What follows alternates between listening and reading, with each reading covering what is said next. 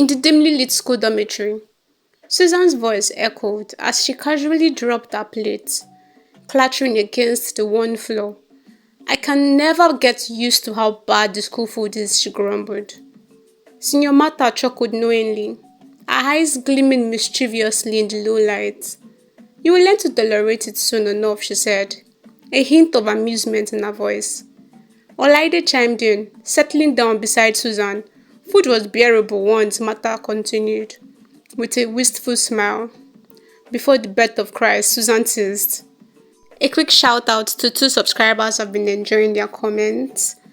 Just Vicky and Ogboria for Mokagbo. Thank you for always leaving positive comments in my videos.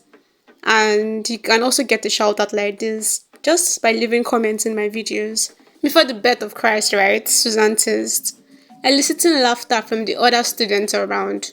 No, not that far back, Martha grinned. But there was a time when students could actually buy food from vendors. Really? Susan's eyes widened in disbelief, drawing the attention of other juniors eager for the story. A long time ago, Martha began, her voice lowering for dramatic effect. There was a woman in bankole.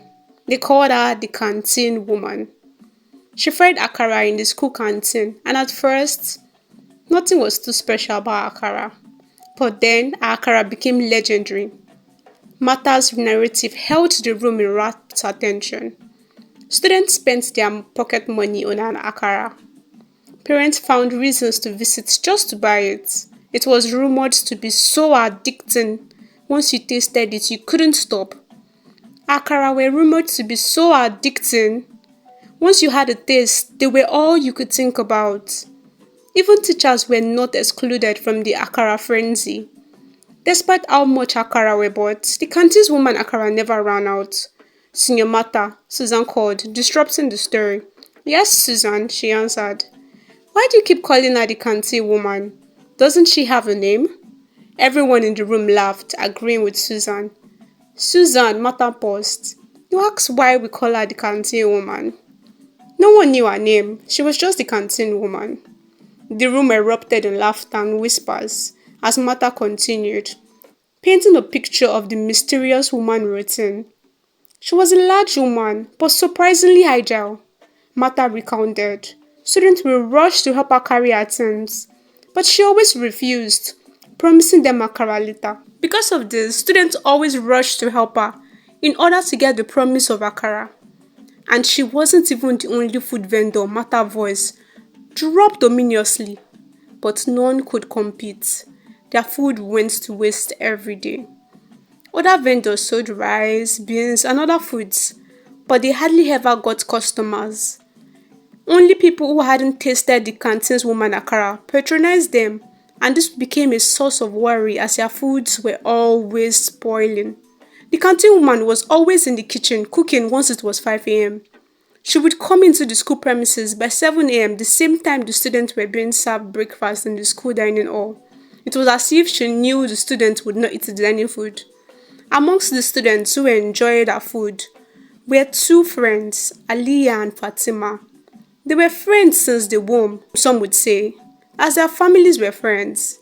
Aliyah was soft-spoken, while Fatima, the defender of the universe, as many called her, was a talkative with many things to say.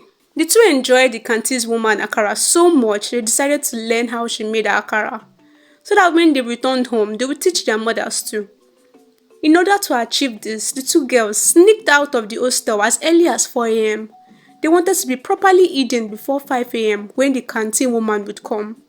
In the pre-dawn darkness, hidden behind a stock of crates, Aliyah and Fatima witnessed the canteen's woman arrival. A large black pot emerged, and with incantation, 3 ghostly figures in white appeared. The girls recognized them as students who had mysteriously fallen ill. The canteen woman demanded a drop of blood from each ghostly figure, drawing it from their mouth into a pot. Aliyah almost gasped, but Fatima clamped her hand over her mouth.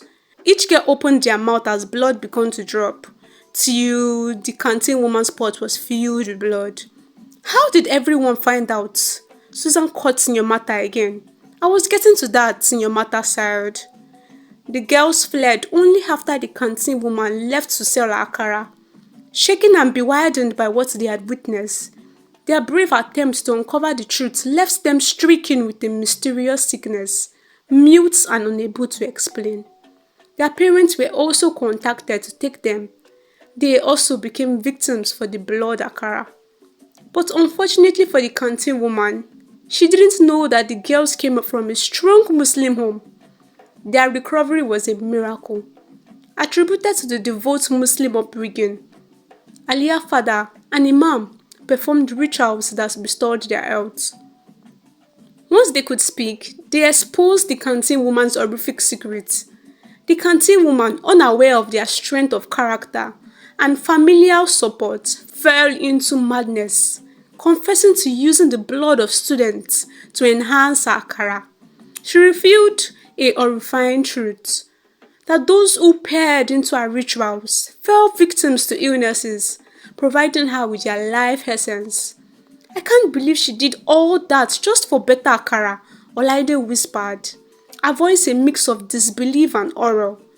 And that's why the school cracked down on outside food, Susan murmured, a shiver running down her spine.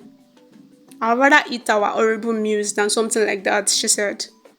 The tale of the canteen woman echoed through the dormitory long after lights out, a cautionary tale that left the students wary of the school's food and the darkness that lurked behind closed doors. Thanks for watching to this point, guys.